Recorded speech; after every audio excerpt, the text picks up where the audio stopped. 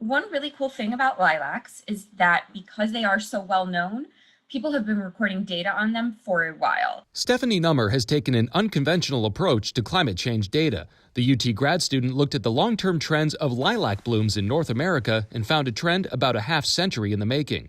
It's about a third of a day earlier each year, which year to year isn't a whole lot, but if you think about it over 30 years, that's 10 days earlier. Number used over 50 locations to gain a clear picture and make sure it wasn't just a trend in the Buckeye State. There were signs of a shift as far back as the mid-60s in places like California. There are locations that have recorded data of when these lilacs first bloomed year after year after year. So we used locations that had at least 30 years worth of data. Even excluding our own very early bloom this year, the lilac finding is twice the estimated rate from a similar study done on DC cherry blossoms. Of course, any bloom or blossom needs a couple of key ingredients. Main two components that go in for a flower to start blooming are sunlight and temperature.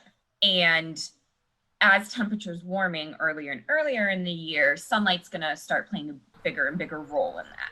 One consequence of that early bloom involves trophic mismatch, where some levels of the food chain may peak at different times. Migratory birds are a great example. When they stop over, especially in Ohio during the biggest week, is their food peaking then, or is it peaking earlier? And how do birds react to that?